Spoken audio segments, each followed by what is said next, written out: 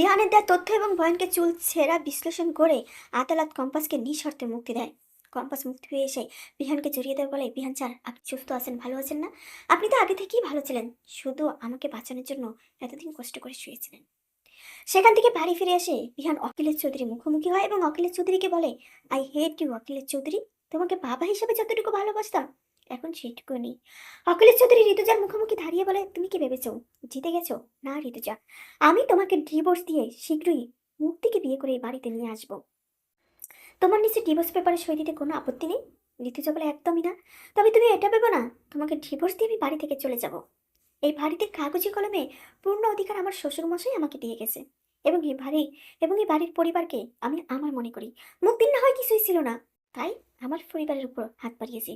বিয়া এগিয়ে এসে বলে, তুমি তো সম্পূর্ণ দৃষ্টান্ত করে রাখবে। ছি, তোমাকে বাবা হিসেবে ভাবতে লজ্জা লাগে। মুক্তিবাসী এজন্যই তোমাকে আমার মা বেইমান বলতো, তাই না? পরের দিন এসে দেখা যায় মুক্তি আর অভিজ্ঞান দত্ত গোপন বৈঠক করে। সেখানে অভিজ্ঞান দত্ত মুক্তিকে বলেন, আজকে না হয় অখিলেশ তার পরিবারের সাথে বিশ্বাসঘাতকতা করে আপনাকে বিয়ে করেছে, রক্ত কথা বলে। একদিন অখিলেশ তার পরিবারের কাছে ফিরে যেতে চাইবে, বিশ্বাসঘাতকতা করবে না। আর কম্পাসের সবচেয়ে বড় শক্তি হচ্ছে ঋতুজা।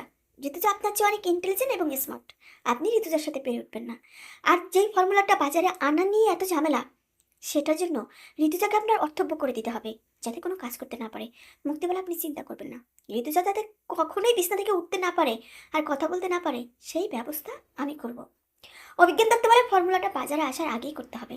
তাহলে কি সত্যিই এবার ঋতুজা অর্থব্য হয়ে যাবে? দেখতে হলে চোখ রাখুন কম্পাস।